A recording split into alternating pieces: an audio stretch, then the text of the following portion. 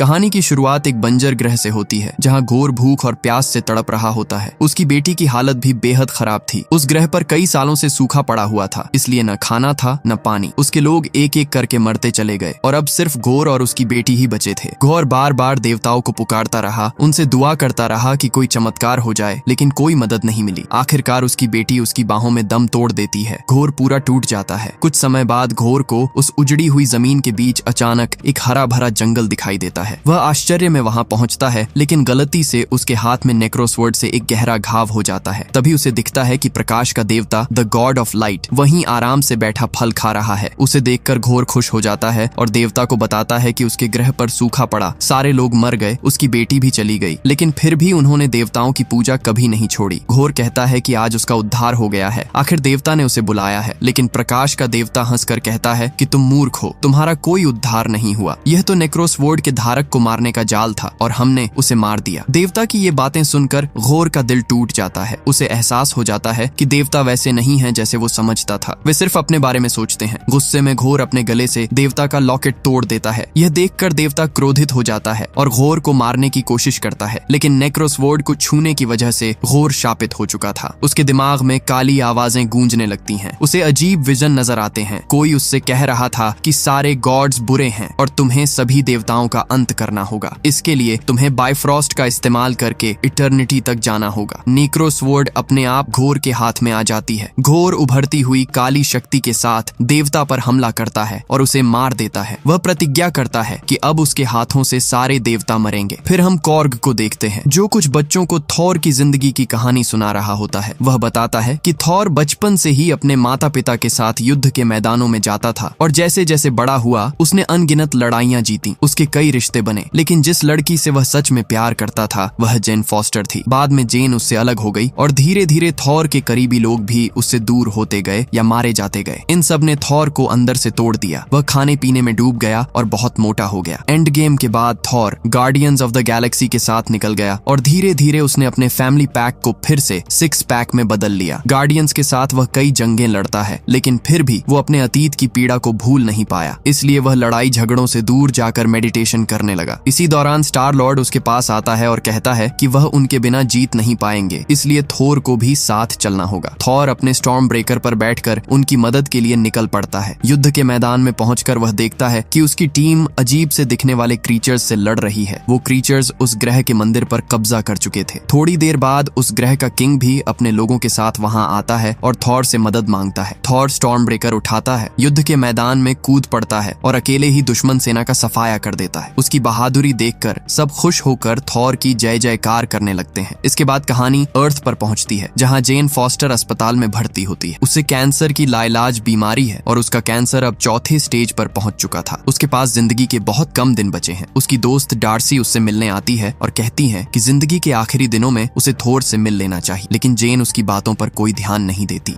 एक दिन जेन foster Thor के म्योल्निर के बारे में एक किताब पढ़ रही होती है। किताब में उसे पता चलता है कि म्योल्निर अपनी शक्ति से किसी भी बीमारी को ठीक कर सकता है। यह पढ़ते ही उसके मन में उम्मीद जागती है और वह म्योल्निर को खोजने के लिए न्यू एस्गार्ड की तरफ निकल पड़ती है। न्यू एस्गार्ड अब पहले से कहीं ज्यादा आधुनिक बन चुका था। यहाँ बहुत से टूरिस्ट घूमने आते थे और यह सब नई रानी वल्किरी की वजह से संभव हुआ था। एक जगह जहाँ थॉर का टूटा हुआ म्योल्निर रखा था, टूरिस्ट उसे बड़ी हैरानी से देख रहे थे। उसी भीड़ में जेन फॉस्टर भी पहुंचती है और उसके आते ही टूट चुका म्योल्निर धीरे धीरे फिर से जुड़ना शुरू हो जाता है। उधर थॉर अपनी जीत की खुशी मना रहा था। उस ग्रह का किंग थॉर को उपहार के तौर पर 2 विशाल जादुई बकरों को दे देता है। जब थॉर उन बकरों को लेकर गार्डियंस ऑफ द गैलेक्सी के जहाज पर पहुंचता है तो बकरे जहाज में तोड़फोड़ मचाने लगते हैं, जिससे सब लोग परेशान हो जाते हैं। इसी दौरान कई ग्रहों से संदेश आते हैं कि अलग अलग जगहों पर देवताओं की बेरहमी से हत्या की जा रही है। यह सुनकर थॉर कॉर्ग के साथ स्टॉर्म ब्रेकर का इस्तेमाल करके बाइफ्रॉस्ट बुलाता है और उस जगह जाने के लिए निकलता है जहां उसकी दोस्त सिर्फ फंसी हुई थी। वहीं स्टार लॉर्ड बाकी टीम के साथ दूसरी जगह मदद करने के लिए निकल जाता है। थॉर उस ग्रह पर पहुंचता है जहां फालिगर नाम का देवता मरा हुआ पड़ा होता है और पास में सिर्फ घायल हालत में मिलती है। सिर्फ का एक हाथ लड़ाई में कट चुका था। थॉर उसके पास जाकर पूछता है कि यह सब किसने किया। सिर्फ बताती है कि यह सब घोर ने किया, गॉड बुचर, जो बेहद बेरहमी से देवताओं को मार रहा है। उसके पास नेक्रोस्वर्ड है जो देवताओं को मारने की ताकत रखती है। सिर्फ यह भी बताती है कि गोर अब न्यू एसगार्ड की तरफ जा रहा है। थोर उसे साथ लेकर तुरंत एसगार्ड लौटता है। न्यू एसगार्ड में वैल्किरी गोर की डार्क क्रीचर्स की सेना से लड़ रही होती है। तभी थोर वहां पहुंचकर वैल्किरी के साथ मिलकर दुश्मनों से लड़ने लगता है। लड़ाई के बीच थोर देखता है कि टूटा हुआ म्योल्निर फिर से जुड़ गया है और कोई उसे कंट्रोल करके क्रीचर्स को मार रहा है। थोर हैरान रह जाता है क्योंकि वह म्योल्निर को खुद बुला रहा था, लेकिन म्योल्निर उसकी तरफ नहीं आ रहा था। थोर उस योद्धा के पास जाता है और देखता है कि वह और कोई नहीं बल्कि जेन फॉस्टर है, अब माइटी थोर। थोर उससे पूछता है कि यह सब कैसे हुआ, लेकिन जेन कहती है कि बातें छोड़ो, अभी लड़ाई पर ध्यान देना जरूरी है। तभी थोर को दूर घोर दिखाई देता है। थोर उसकी तरफ बढ़कर उससे लड़ने लगता है, लेकिन नेक्रोस्वर्ड की वजह से घोर उस पर भारी पड़ रहा था। थोर ने अपनी पूरी ताकत लगा दी, जिससे घोर पीछे हटने पर मजबूर हो गया। घोर वहां से भाग जाता है, पर यह उसका एक ट्रैप था। वह जाते जाते असगार्ड के सारे बच्चों को किडनैप कर लेता है। बच्चों के गायब होने से उनके माता पिता घबरा जाते हैं और वैल्किरी भी उन्हें शांत नहीं कर पाती। थोर सबको भरोसा दिलाता है कि वह बच्चों को जरूर वापस लेकर आएगा। थोर और उसके दोस्त मिलकर योजना बना रहे होते हैं कि तभी हाइमडॉल के बेटे एक्सेल का सिर एक जादुई प्रोजेक्शन की तरह उनके सामने दिखाई देता है। एक्सेल के पास भी वही पावर्स हैं जो हाइमडॉल के पास थीं और गोर ने उसे भी बाकी बच्चों के साथ कैद कर रखा है। एक्सेल थोर को अपनी पावर्स का इस्तेमाल करके वह जगह दिखाता है जहां बच्चे कैद हैं। थोर को पता चलता है कि गोर ने बच्चों को ब्रह्मांड के डार्क पार्टिकल्स वाले क्षेत्र में छुपा रखा है। थोर जेन और बाकी साथियों से कहता है कि गोर और उनकी डार्क क्रीचर आर्मी से लड़ने के लिए उन्हें एक टीम बनानी होगी और इसके लिए उन्हें ओमनीपोटेंट सिटी जाना होगा, जहां सभी गॉड्स की सभा होती है और जहां वे ओलंपियन गॉड ज़्यूस से मदद मांग सकते हैं। थोर स्टॉर्म ब्रेकर को बुलाने की कोशिश करता है, लेकिन स्टॉर्म ब्रेकर नाराज होकर बहुत अजीब तरीके से उसके पास आता है। वह इससे जलन महसूस कर रहा था कि थोर बार बार म्योल्निर को बुलाने की कोशिश कर रहा था। जेन हंसकर थोर से कहती है कि स्टॉर्म ब्रेकर रूठा हुआ है, इसलिए उन्हें एक शिप तैयार करनी चाहिए। उसमें स्टॉर्म ब्रेकर को फिट कर देंगे, जिससे उसका ध्यान एक जगह टिका रहेगा और वह उन्हें सुरक्षित ओमनीपोटेंट सिटी तक ले जाएगा।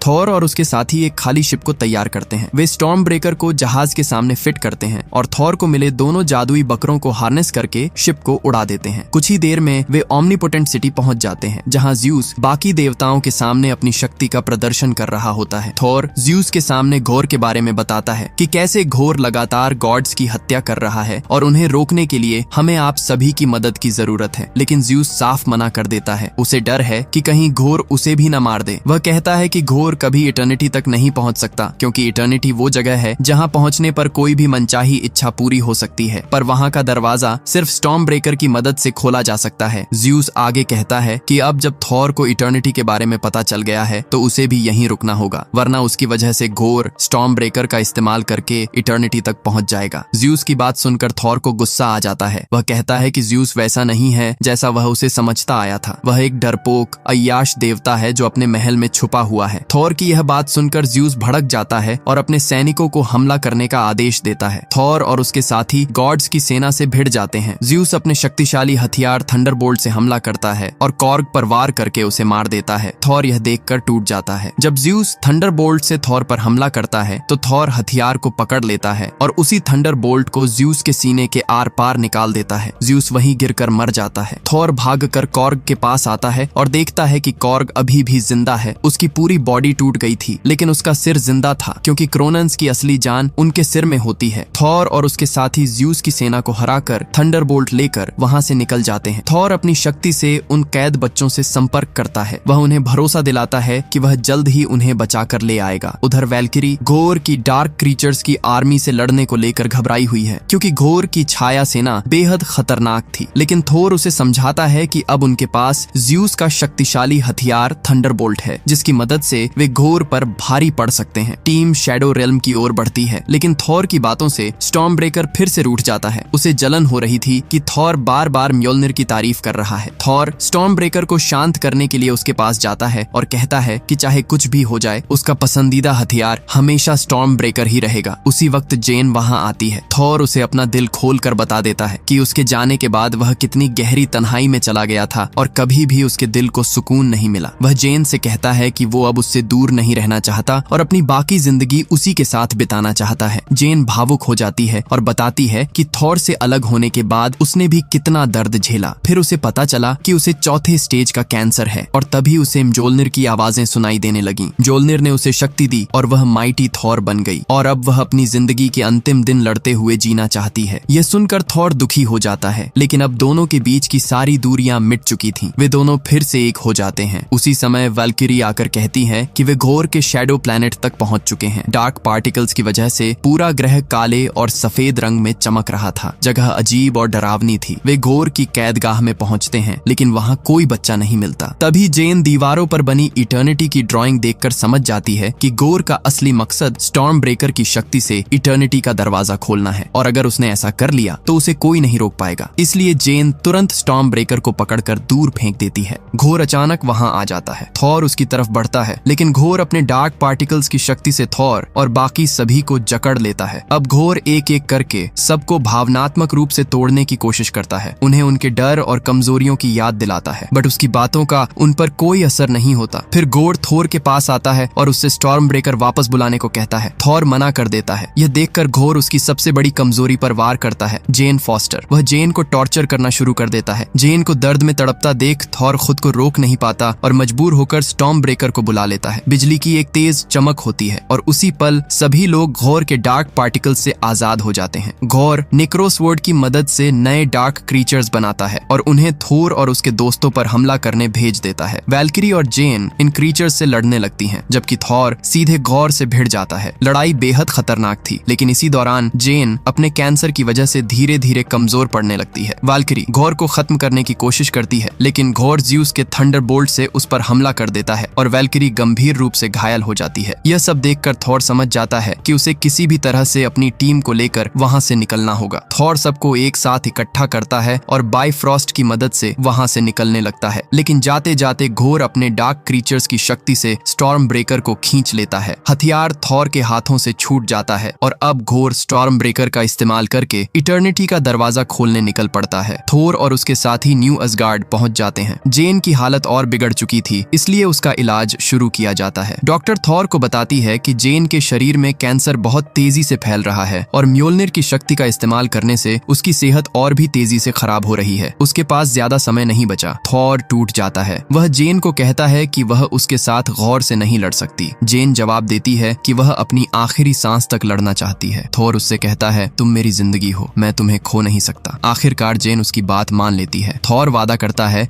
कि वह बच्चों को बचाकर सही सलामत वापस लौटेगा। फिर वह वैल्किरी के पास जाता है, जो घायल होने की वजह से उसके साथ नहीं जा सकती थी। वह थॉर को ज़्यूस का थंडरबोल्ट सौंप देती है। थॉर अकेले ही घोर को रोकने निकल पड़ता है। उधर घोर स्टॉर्म ब्रेकर की शक्ति से इटर्निटी का द्वार खोलने में लगा था। उसी दौरान एक विशाल चट्टान उन बच्चों पर गिरने वाली होती है, लेकिन थोर समय पर पहुंचकर सभी बच्चों को बचा लेता है। बच्चे उसे देखकर खुश हो जाते हैं, लेकिन तभी घोर के डार्क क्रीचर्स उनकी तरफ बढ़ने लगते हैं। थॉर ज़्यूस के थंडरबोल्ट से बच्चों को थोड़ी देर के लिए अपनी शक्ति का कुछ हिस्सा दे देता है, ताकि वह खुद घोर से मुकाबला कर सके। बच्चे अचानक डिवाइन शक्ति से भर जाते हैं और डार्क क्रीचर्स के खिलाफ खतरनाक लड़ाई शुरू कर देते हैं। उधर थॉर घोर से टकराता है, लेकिन घोर बेहद शक्तिशाली था। थॉर के पास स्टॉर्म ब्रेकर नहीं था, इसलिए वह ज्यादा देर तक टिक नहीं पाता। घोर उसे मारने ही वाला होता है कि तभी जेन वैल्किरी की मदद से वहां पहुंच जाती है। उसे थॉर की दर्द भरी आवाजें सुनाई दे रही थीं और वह उसे बचाने चली आई। जेन माइटी थॉर की शक्ति के साथ घोर पर हमला करती है